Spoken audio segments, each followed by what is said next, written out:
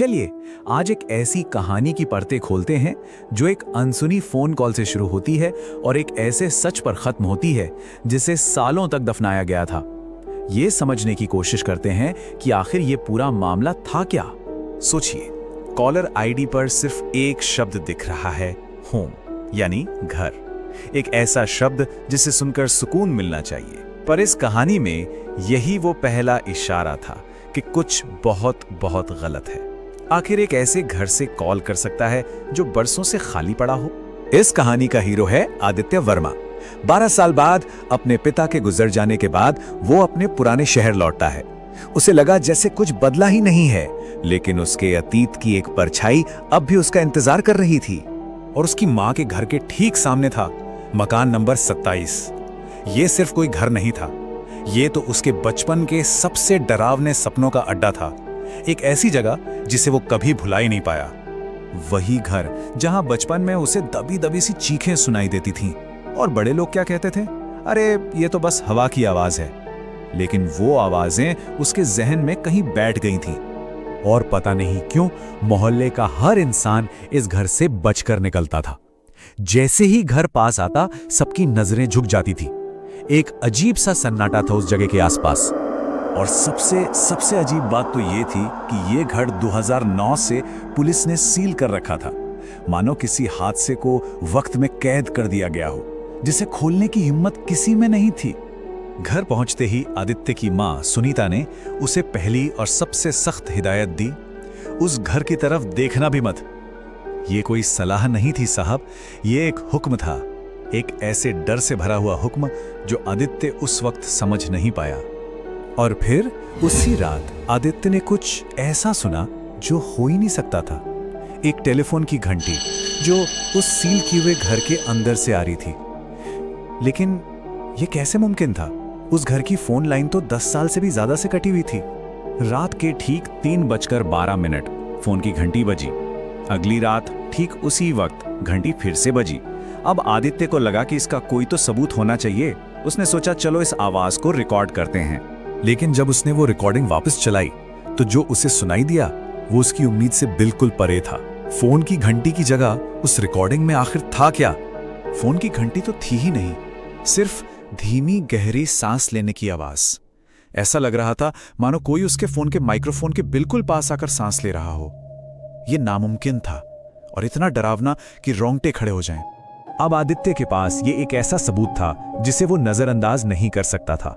वो सीधा अपनी मां के पास गया। वो जानता था कि उसकी मां कुछ छिपा रही है। और तब इतने सालों का बोझ उतारते हुए सुनीता ने मकान नंबर 27 का वो राज आखिरकार खोल ही दिया। तो बात थी 12 साल पहले की।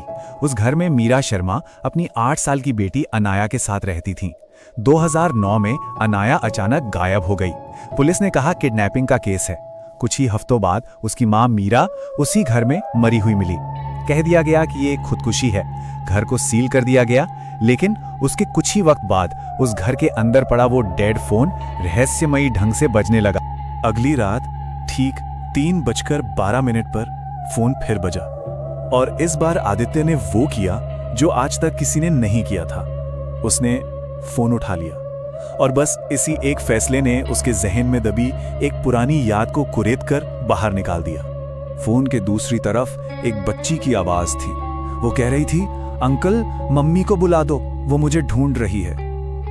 ये शब्द सुनते ही आदित्य के तो होश उड़ गए, क्योंकि अचानक उसे याद आया उस रात उसने कुछ देखा था।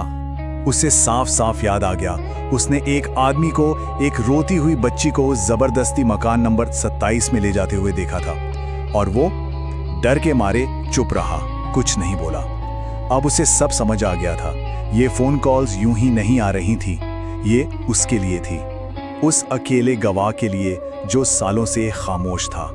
आदित्य सीधा पुलिस के पास गया और उनके साथ उस घर में दाखिल हुआ। और बेसमेंट में जहां फर्श पर सीमेंट का एक नया सा पैच था, उसके नीचे उन्हें सच मिला। अनाया को कभी किडनैप किया ही नहीं गया था, उसे मारकर वहीं दफना दिया गया था। और उसकी मां मीरा, उसे भी चुप करा दिया गया था ताकि ये राज राज ही रहे। और ये सब करने वाला कातिल कोई और नहीं बल्कि आदित्य का अपना पिता था। जैसे ही ये सच सामने आया, उन फोन कॉल्स का मतलब भी साफ हो गया। ये कहानी किसी बदले की नहीं थी, ये तो कुछ और ही थी, कुछ बहुत ज्यादा गहरा और दर्दनाक। देखिए, मीरा की आत्मा कोई बदला नहीं लेना चाहती थी, वो तो बस अपनी बेटी के लिए सच चाहती थी। वो किसी को डरा नहीं रही थी, वो तो मदद के लिए पुकार रही थी। वो हिंसा नहीं, इंसाफ चाहती थी। वो बस ये चाहती थी कि दुनिया को पता चले कि उस घर की दीवारों के पीछे असल में हुआ क्या था। आदित्य ने जो भी सुना, जो भी याद आया, सब पुलिस को बता दिया और केस फिर से खुल गया। उस रात ठीक 3:12 पर फोन एक आखिरी बार बजा। अब उसका काम पूरा हो चुका था। आदित्य ने फोन उठाया। दूसरी तरफ बस खामोशी थी और फिर एक बच्ची के हंसने की हल्की सी आवाज आई और लाइन हमेशा के लिए शांत हो गई। ये कहानी हमें एक बहुत जरूरी बात सिखाती है। कुछ भूत बदला नहीं चाहते, वो सिर्फ सच चाहते हैं। तो शायद सबसे डरावनी कहानियां डर के बारे में होती ही नहीं है, बल्कि उस इंसाफ के बारे में होती हैं जो जिंदा लोगों पे मरे हुओं का एक कर्ज होता है।